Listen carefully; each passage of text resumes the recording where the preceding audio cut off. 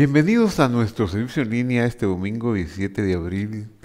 Desde la ciudad de Guatemala presentamos a usted este servicio y le invitamos a estar con nosotros en la primera parte, que es alabanza a cargo de nuestro amado hermano Juan Carlos Alvarado, y enseguida presentaremos una meditación en la palabra de Dios. Quédese con nosotros en ambos segmentos y que Dios lo bendiga. Juanca, te dejamos el tiempo. Dios te bendiga por estar con nosotros este domingo.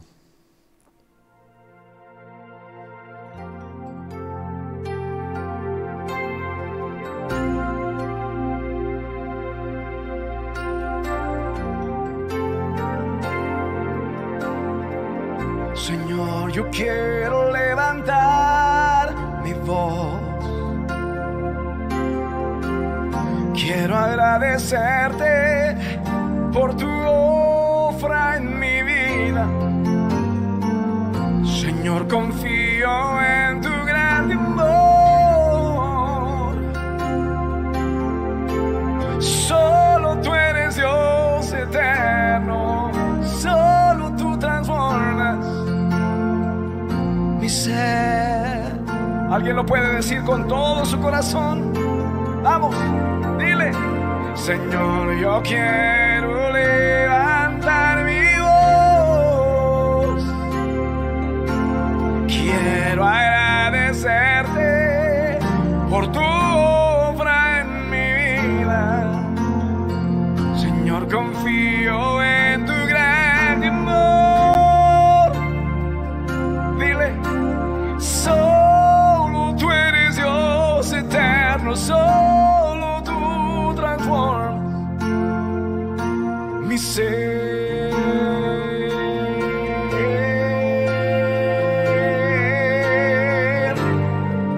Alguien que levante sus manos y le diga gracias. Gracias, amado Rey. Gracias, amado Rey. Gracias, Espíritu Santo, porque estás aquí, estás aquí.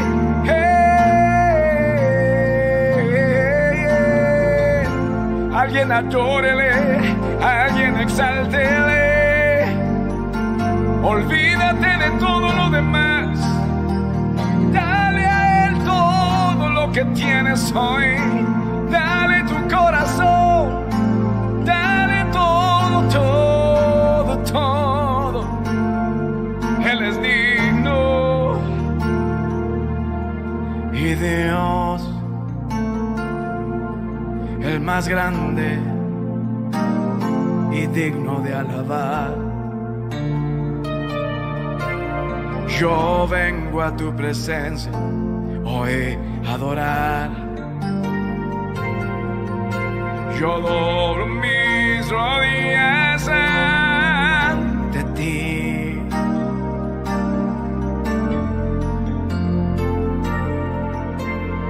Dios, vamos, alguien dígale, el más grande y digno de alabar.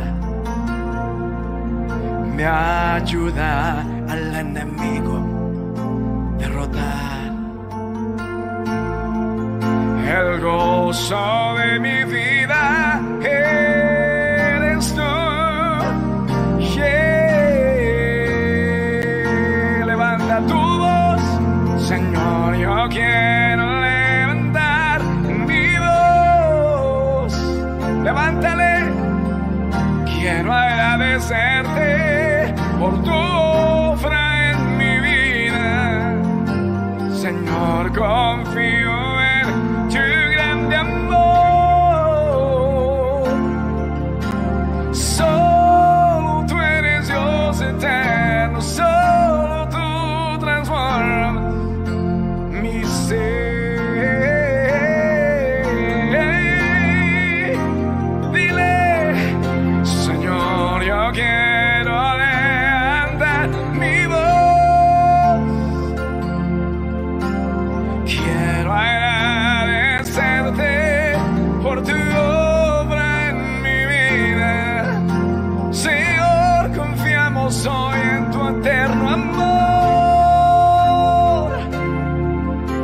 pues solo tú eres Dios eterno, solo tú transformas mi ser. Vamos, alguien levante su voz, adorémosle, exáltale, exáltale, yeah, exáltale, yeah.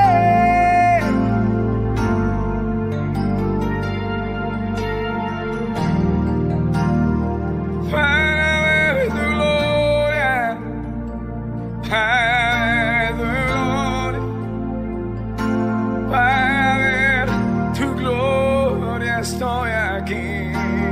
¿Alguien lo puede decir? Para ver tu gloria, para ver tu gloria, para ver tu gloria, yo nací.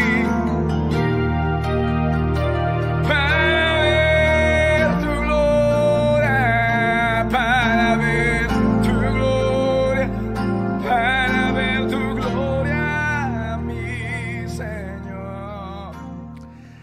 Gracias, Juanca. Dios te bendiga por tu amor para llevarnos a la alabanza, a la adoración al Señor y por tu amor al Señor. Que Dios te siga usando a ti y a tu esposa en ese ministerio tan hermoso que tienen. Gracias, Juanca. Gracias. Que Dios esté siempre contigo y también con mis hermanos amados que están con nosotros. Mi ruego es que Dios lo bendiga. Hoy, 17 de abril, se celebra en el calendario cristiano la resurrección del Señor y queremos tocar ese tema de la resurrección. Así que le invito a leer conmigo Juan 10, versículo 17, que dice: por eso me ama el Padre, porque yo pongo mi vida para volverla a tomar. Nadie me la quita, sino que yo de mí mismo la pongo. Tengo poder para ponerla y tengo poder para volverla a tomar. Este es el mandamiento que recibí de mi Padre.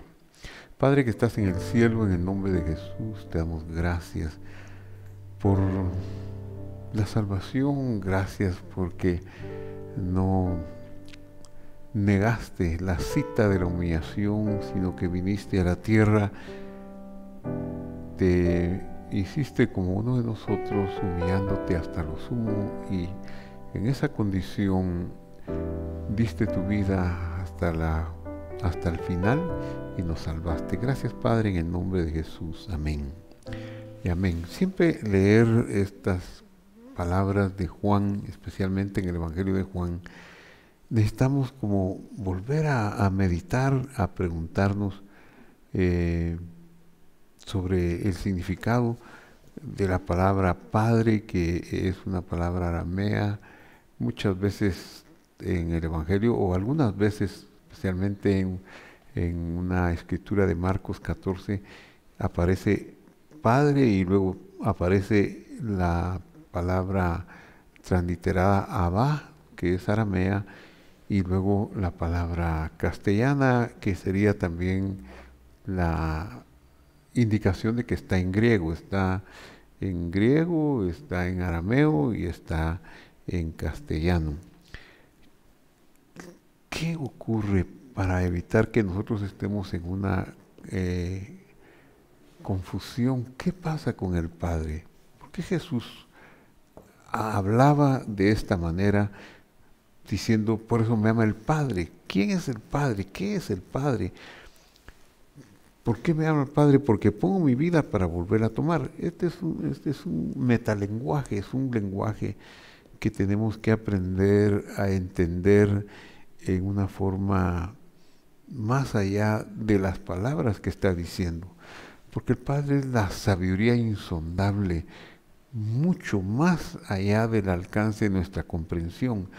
El Padre comprende todas las promesas, comprende todos los juramentos, es decir, todo lo que quedó escrito en la Torá, en la palabra de Dios, que cuando Jesús estuvo en la tierra se conocía como el Tanaj, o nosotros le llamaríamos hoy las escrituras hebreas de la Biblia hebrea o Antiguo Testamento.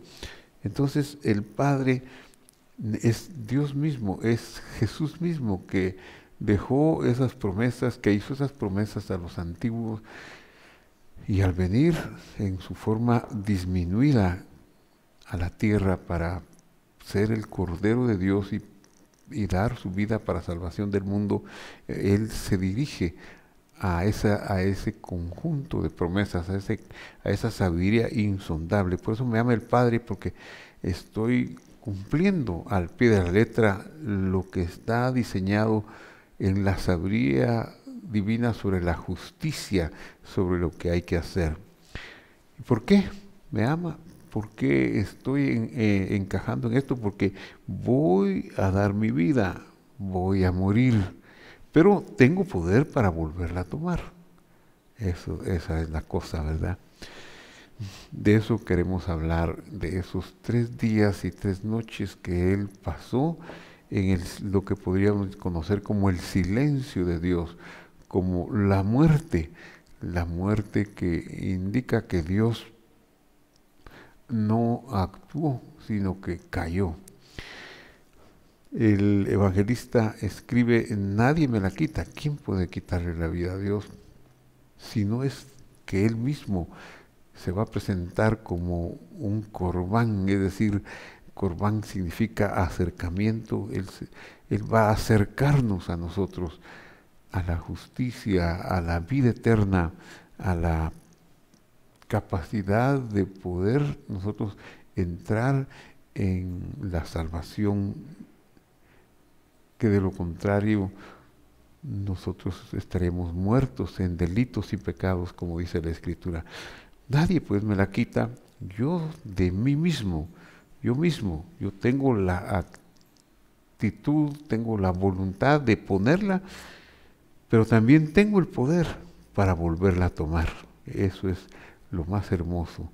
Este es el mandamiento de mi Padre, el mandamiento recibido de mi Padre, de Abba. Esto es lo que dice la Escritura. Eso es lo que se dice en tantos sacrificios. Los sacrificios eran un anticipo o eran un señalamiento a este acto de que Él pondría su vida.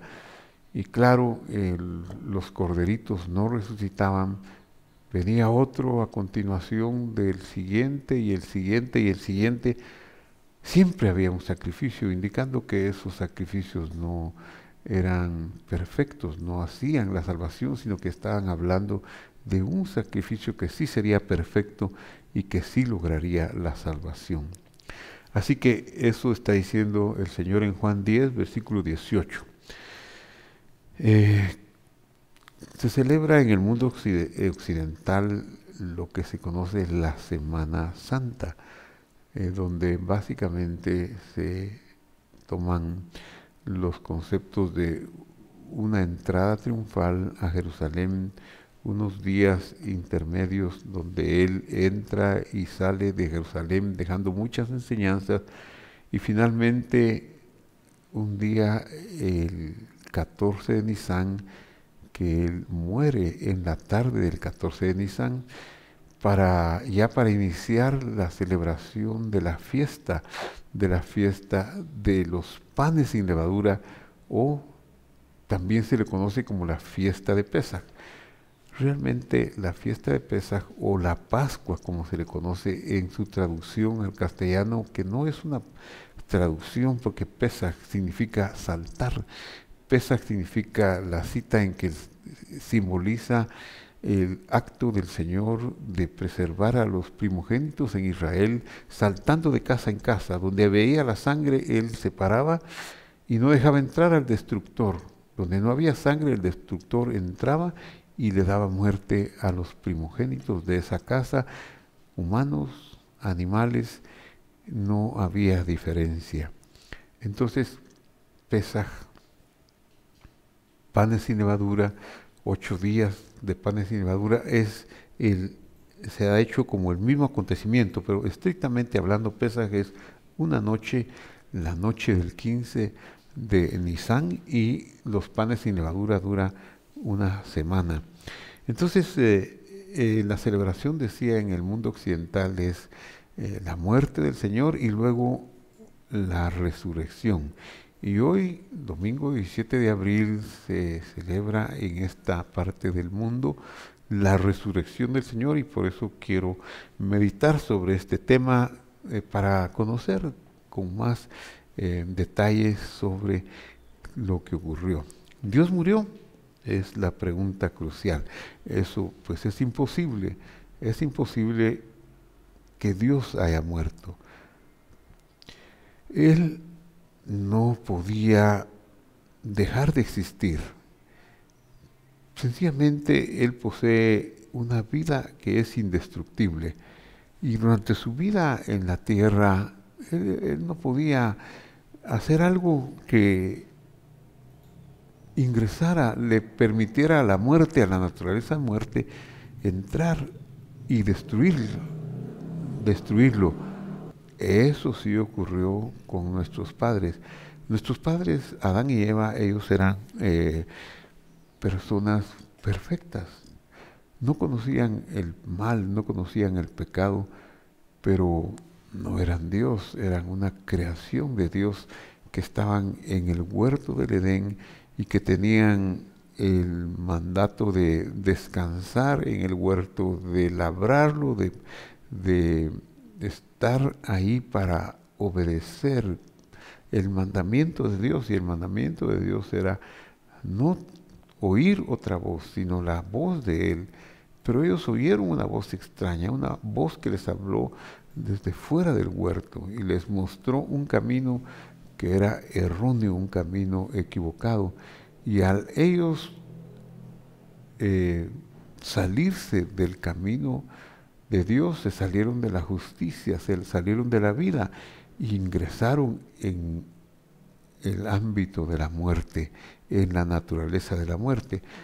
Para que Jesús hubiera muerto propiamente, como se dice de Adán y Eva, hubiera sido necesario que Él dejara de cumplir las reglas de su palabra, las reglas que Él dejó escritas en el cielo. Por eso cada vez que ora es como que si Él estuviera haciendo un chequeo con esa palabra eterna que está en el cielo. Ese es el Abba, y sigue adelante porque va al pie de la letra, cumpliendo perfectamente las promesas que le dio a la humanidad y cumpliendo con su propósito de llegar al final, de hacer la redención, pagando la deuda, y de esa manera crear un pueblo que podía venir a disfrutar de la grandeza de su amor, que es la vida eterna. Así que evidentemente es imposible que el Señor Jesús o que Dios hubiese muerto o dejado de existir, porque su vida es indestructible. Entonces, ¿a qué se refiere el Evangelio en el versículo que leímos al principio, que Él pone su vida? A lo que se refiere es que Él dejó su vida eterna, la dejó inactiva, y se sometió a una vida biológica como la que nosotros tenemos aquí. Es decir, Él vino en la forma de la semilla, de la expresión más pequeña de la vida, como el grano de mostaza. Es el reino de los cielos, o el Malhut, que se va a hacer visible y evidente entre nosotros, y para eso Él ingresó en un vientre virginal, en un vientre puro, y al ingresar en ese vientre, Él empieza a desarrollarse como un ser. Su cuerpo se desarrolla en este ser, y de la madre Él toma la sangre para la vida biológica que ha de desarrollar y que ha de poner para pagar el precio del pecado, porque la justicia divina decía que sin derramamiento de sangre no hay remisión de pecados. Así que Él tiene que tener esa sangre, que es la sangre de la humanidad que se separó de Dios y que cometió el pecado y que dejó entrar a la muerte en su sangre. Y de esa manera el hombre se volvió mortal. Pues al sentido contrario, el Señor toma la sangre del hombre que lleva la muerte en sí, va a vivir una vida biológica aquí y va a humillarse a tal manera que va a derramar su sangre. Nuestra vida biológica se da en función de la sangre que irriga nuestro cuerpo desde que estamos en el vientre materno hasta que morimos. La sangre es el símbolo del pecado que nos apartó de la gloria de Dios. Está escrito: por cuanto todos pecaron y están destituidos de la gloria de Dios. Es decir, no podía Adán y Eva engendrar un hombre que no llevara esa herencia de muerte y del pecado. Por eso, al solo ellos haber pecado, todos los que vinieran después de ellos llevarían ese castigo de la muerte.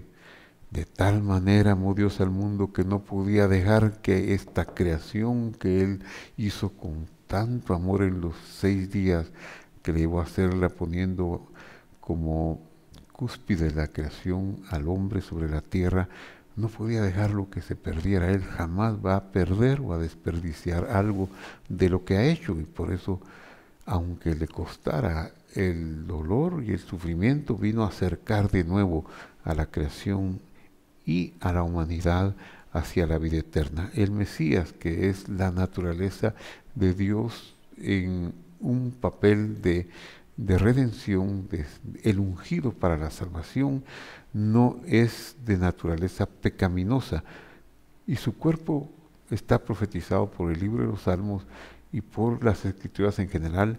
Su cuerpo jamás vio corrupción. Él no se descompuso en los 3 días que estuvo en el sepulcro. Toda la sangre que circuló en nuestro Señor, en el Señor Jesús, en su vida biológica en la tierra, tenía que ser eliminada de su cuerpo, porque esa sangre era la marca de la muerte y la marca del pecado. Así que cuando el último vestigio de sangre, después de haber muerto en la cruz, salió de Él, cuando el último vestigio de sangre salió, automáticamente la vida indestructible tomó lugar en Él. Y esa es la resurrección. La vida eterna volvió a su cuerpo, a su ser. Dios destruyó pues los efectos de la muerte por medio de la ofrenda de su cuerpo, en el que la sangre portadora del pecado fue derramada. Qué acto tan hermoso el de Él, qué amor tan grande expresado para con la humanidad. Al ser sueltos los dolores de la muerte, dice, y así está escrito, porque es imposible que fuese retenido por ella, automáticamente su cuerpo indestructible e incorruptible se puso en actividad, retomando su vida eterna.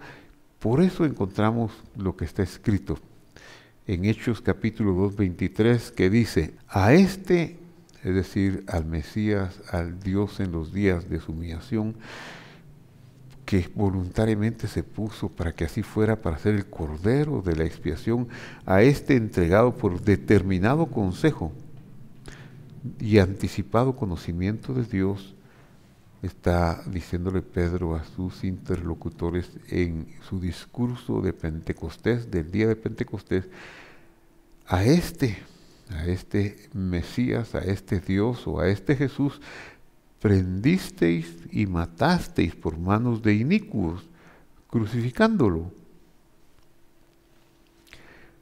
Y Dios lo levantó de los muertos. La figura, el lenguaje, pues es un lenguaje teológico, es un lenguaje que hay que entenderlo más allá de sus palabras. Dios lo levantó sueltos los dolores de la muerte, por cuanto era imposible que fuera retenido por ella. ¿Por qué era imposible que fuera retenido? Porque Dios no tiene principio y tampoco tiene fin, y hay que entender que su muerte es el sacrificio que produciría la reconciliación y el perdón de los pecados. Eso lo encontramos también en las Sagradas Escrituras. Hebreos 10:1 dice, la ley, es decir, las escrituras de Dios, la Torá de Dios, o sea, la instrucción de Dios, la instrucción particularmente expresada en el libro de la santidad de Dios, que es el libro de Levítico. Ahí tenemos la muerte de los animales, las instrucciones de los distintos sacrificios que había que hacer, y esa instrucción de Dios era la sombra de los bienes venideros, de la venida del Señor Jesús a la tierra, que daría cumplimiento a la verdadera obra de expiación y de acercamiento. Por eso dice que esta instrucción, la ley, la Torá, el libro de Levítico y todos los demás, las demás escrituras relacionadas, no eran la imagen misma de las cosas. Nunca, dice, esa ley de los sacrificios era temporal, era perfecta hasta el tiempo de su cumplimiento. Por eso muchas veces se dice de los sacrificios y del sacerdocio o del templo, Jucat Olam, se puede entender, se ha traducido como un estatuto perpetuo, pero no es la mejor traducción, porque la palabra Olam puede en algún momento dado, puede acompañada de otra palabra, Leolam Baed puede significar eternamente, pero Jucat Olam está hablando del otro significado. Olam significa escondido, entonces de un tiempo escondido que solo Dios conoce, y Dios sabía cuándo habría Él de intervenir, de venir a la tierra y de hacer el sacrificio por nosotros, y por eso ese era un Jucat Olam. Entonces, repito la lectura, la instrucción de Dios teniendo la sombra de los bienes venideros, pero no la imagen misma de las cosas, nunca puede, por los mismos sacrificios que se ofrecen continuamente cada año, haciendo referencia al día de las expiaciones, a Yom HaKippurim, no puede hacer perfecto a los que se acercan, porque era la sombra, era el señalamiento. De otra manera, cesarían de ofrecerse. Si esos sacrificios hubieran hecho perfecto al oferente, cada oferente hubiera quedado con vida eterna y nunca más pecar, pero no. Volvían a venir al año siguiente, venían de nuevo cuando tenían necesidad de obtener perdón, se acercaban de nuevo. De otra manera, dice, cesarían de ofrecerse, pues los que tributan este culto, una vez limpios, no tendrían ya más conciencia del pecado. Pero eso no ocurría. Pero estos sacrificios cada año hacen memoria de los pecados. Así que el amor de Dios nos dio el camino de la perfección, el señalamiento de que era necesario un sacrificio, un cordero que fuera perfecto para quitar de una vez y para siempre los pecados. A eso se refirió Juan el Bautista cuando lo vio venir, cuando lo vio mientras él estaba bautizando en el río Jordán y el Señor Jesús se acercó a él y descendió. Dijo estas palabras: he aquí el Cordero de Dios que quita el pecado del mundo, porque el poder de Dios, el poder del Espíritu Santo puso estas palabras en su boca para exaltar la misión del Señor Jesús. Muy bien, entonces Hebreos 10:4 dice: porque la sangre de los toros, la sangre de los toros, la sangre de los cabros, no puede quitar los pecados, por lo cual se hizo necesario y fue profetizado en el libro de los Salmos. ¿Cómo? Sacrificio y ofrenda no quisiste, mas me diste un cuerpo. O sea, la justicia divina, el poder de Dios, la sabiduría de Dios vio que no había forma de hacer una recuperación de la vida de aquel ser que había muerto, del hombre.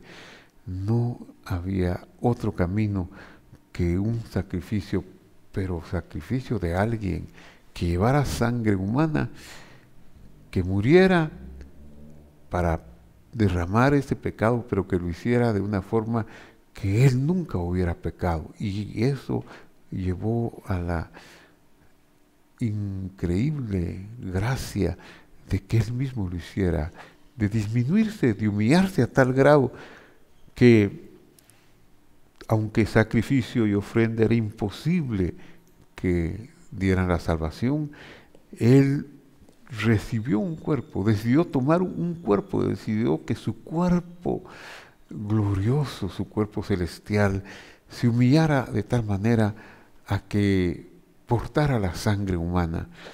Y por eso dice Hebreos 10:6, holocaustos y expiaciones por el pecado no te agradaron. Y entonces dije, sigue la escritura diciendo en Hechos 10:7, he aquí vengo, esta es la venida del Señor. Eloa, o sea, he aquí vengo mi Dios. Eloa es el nombre propio de Dios, el nombre más elevado, el nombre de la divinidad es Eloa. Los demás nombres son atributos y conceptos, misiones con las cuales él desarrolló el plan de salvación. Pero cuando dice, he aquí vengo Dios, pero dice mi Dios, Elohai, dice mi Dios, que la palabra sin el sufijo pronominal de propiedad, mi Dios, dice Eloa.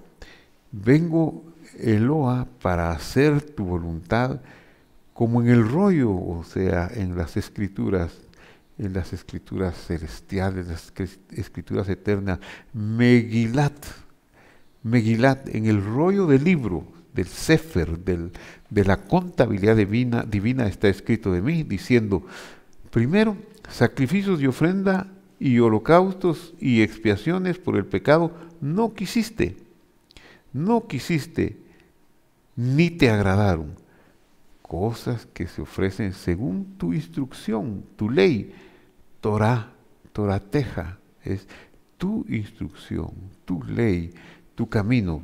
No fue suficiente, era necesario para que nosotros nos diéramos cuenta que no había otro camino, para que el pueblo que recibió esta instrucción, el pueblo de Israel, nuestros padres espirituales del pueblo de Israel, con sus miles de sacrificios, pero mantenían la conciencia de pecado, nos enseñaron que era necesario el sacrificio de un cordero perfecto. Verso 9 de Hebreos 10, y diciendo luego, he aquí vengo Dios para hacer tu voluntad. Quita lo primero para poner esto último. En esa voluntad somos santificados mediante la ofrenda, el corbán, o sea, el acercamiento del cuerpo de Jesucristo, Jesús el Mesías, hecha una vez y para siempre. Después de ese sacrificio es imposible que haya otro sacrificio. Ya no se necesita más sacrificio, no, es imposible.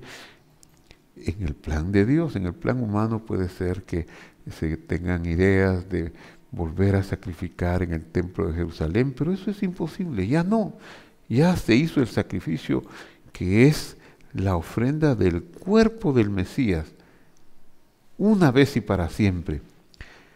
Así que ahora vamos al momento de la resurrección, a ese momento crucial cuando Él fue sepultado. Por eso no es posible decir que Dios murió, porque ese fue un acto voluntario, porque dice, no me quitan mi vida, porque no he pecado, ni puedo pecar, no voy a infringir mi ley, mi Torah, mi instrucción.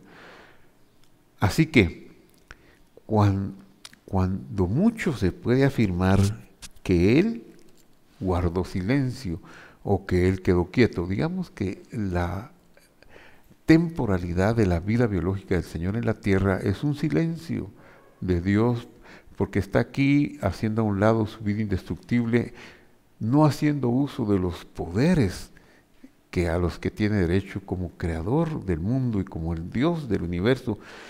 Pero el momento de silencio de Dios es cuando Dios se quedó quieto, cuando guardó silencio. Eso es referido a los 3 días en el sepulcro. En ese momento, esos 3 días, la alabanza estaba quieta, aguardando que Dios saliera de su silencio. Muchas veces las Escrituras denominan al Señor como la piedra, y no es otra cosa, o la roca, no es otra cosa que una alusión a ese silencio, a esa capacidad que Él tuvo de guardar silencio. Dice el Salmo 83, cántico, Salmo de Asaf: Dios no guarde silencio, no te calles, Dios, ni estés quieto. Eso es lo que el Espíritu Santo a través de Asaf dice: es que es imposible que te quedes callado, necesitamos que tú estés en el cielo, necesitamos seguir alabándote, dicen los otros seres, pero Él se restringió y cayó. Hasta la alabanza se detuvo en esos 3 días. Y Sofonías 3:17 dice: el Señor está en medio de ti, Él es poderoso y te salvará. Se gozará en ti con alegría, callará de amor. El silencio de Dios son los 3 días en el sepulcro. Se regocijará por ti con cánticos. Bendito silencio divino, bendito silencio. No nos podemos sino maravillar de su silencio, de su amor tan grande con que nos amó. Él resucitó. Eso es lo maravilloso. Si usted celebra la resurrección en un cántico, en una oración, si todos los días usted la recuerda, bueno, bien hace, porque Él resucitó. Veamos cómo sucedió según el relato de los evangelistas, y en este caso particular de Juan. Juan 21, el primer día de la semana, María Magdalena fue de mañana, siendo aún oscuro, al sepulcro y vio quitada la piedra del sepulcro. Ese día, pues ya se cumplían los 3 días que Él había muerto y sido sepultado y puesto en el sepulcro. Había pasado la fiesta de Pesaj, que era una fiesta para guardar silencio. Había habido también un Shabbat en el cual no es conveniente, no está permitido hacer labores, sino cesar de toda labor y descansar. Pasado ese tiempo, ya el primer día de la semana normal, cuando era todavía oscuro, o sea, muy de mañana, ya era posible para María, en la mente de ella, venir al sepulcro para ungir su cuerpo, para hacer algo con su cuerpo, porque ya tanto tiempo, ¿verdad?, ya ha pasado. Entonces ellos, aunque han oído que va a resucitar, no tienen conciencia de la magnitud de esa promesa. Pero su asombro es tan grande que vio quitada la piedra del sepulcro. No quiere decir que esa mañana, en ese momento que ella llegó, ocurrió, porque él no se dio cuenta. Ella no se dio cuenta. Eso ocurrió al finalizar los 3 días, que seguramente fue al finalizar el sábado de la semana, y al comenzar el primer día de la semana, en ese filo entre el 7º día y el primer día, en la noche, cuando se da la resurrección. Claro, María Magdalena y los demás fueron hasta pasadas unas horas de ese momento. Recordemos que el día hebreo comienza al anochecer. Así que cuando ella llegó, si eran las 4 de la mañana, el día había comenzado. Si ese día anocheció a las 6, había comenzado unas horas antes, bastantes horas antes de las 12 de la noche, desde que oscureció. Y si ella llegó a las 4, ya había ocurrido la resurrección. Entonces vio quitada la piedra. ¿Cuál ha de haber sido su sorpresa? Y entonces corrió a donde estaban los discípulos. Y pues, ¿a quién más sino a Pedro, el discípulo que llevaba la voz cantante, el discípulo que estaba cerca del Señor, y a otro discípulo, aquel a quien amaba Jesús? Seguramente es el mismo autor, el mismo Juan. Y a los 2 les dijo: se han llevado del sepulcro al Señor, y no vi dónde está, no sé dónde lo han puesto. Eso alarmó a Pedro y a Juan y salieron corriendo para el sepulcro. Corrían los dos juntos, pero el otro discípulo corrió más deprisa que Pedro y llegó primero al sepulcro. Y asomándose vio los lienzos puestos ahí, pero no entró. Tuvo un temor reverente. Ha de haber recordado las promesas y con asombro y con alegría se detuvo. Luego llegó Simón tras él, entró en el sepulcro y vio los lienzos puestos ahí y el sudario que había estado sobre la cabeza de Jesús, y no puestos con los lienzos, sino enrollado en un lugar aparte. Entonces entró también el otro discípulo. Recordemos que él llegó, pero no entró. Y el otro que había venido, llegado primero al sepulcro, y vio lo mismo que Pedro. ¿Qué fue lo que vio? Vio. Entonces dice, entró también el otro discípulo que había venido primero y vio y creyó. ¿Qué fue lo que vio Pedro? Pedro había visto, verso 6, los lienzos puestos ahí. Vio el sudario que había estado sobre la cabeza de Jesús puesto junto con los lienzos, pero no los vio juntos, sino que enrollados en un lugar aparte. Ahora continúo y leo el verso 8. El otro discípulo entró y vio lo mismo que Pedro había visto y creyó. Pues a estas alturas no habían entendido la Escritura, aunque él se los había dicho una y otra vez que era necesario que resucitara de los muertos. Pero la maravilla de las maravillas es que el Señor resucitó, y de esa manera, al haber resucitado, nos otorgó la vida eterna. Bendito sea Él por los siglos de los siglos. Y hoy, si usted celebra, usted recuerda ese acto, pues es digno de celebrar que Él resucitó, que Él vive, que Él cayó por amor durante 3 días hasta que toda la sangre humana salió de su cuerpo, retomó su vida indestructible y ascendió a los cielos, como se relata en el libro de los Hechos, para volver en la misma forma que ascendió. Quiera Dios que estas palabras nos consuelen y que en lugar de estar angustiados por lo que vemos a nuestro alrededor, estemos esperanzados en su pronto retorno para ser coronado Rey en esta creación, en este universo, que es el único lugar donde Él no es reconocido como Rey. Que así sea su voluntad. Y oramos. Padre que estás en el cielo, gracias te damos por tu amor tan grande, que pusiste tu vida por nosotros, Señor, para otorgarnos salvación y vida eterna. Bendecimos tu amor, bendecimos tu nombre y nos complacemos en alabarte y agradecerte. Nunca cesarán nuestros labios de agradecerte, porque nunca tendremos suficientes alabanzas ni gratitud para la obra tan grande que has hecho. Gracias, Señor. Gracias, Padre. Gracias, promesas divinas. Gracias, Señor Jesús. Y en tu nombre decimos amén y amén. Que Dios lo bendiga. Lo esperamos el próximo domingo.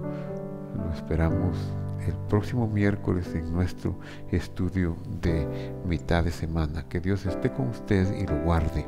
Hasta pronto.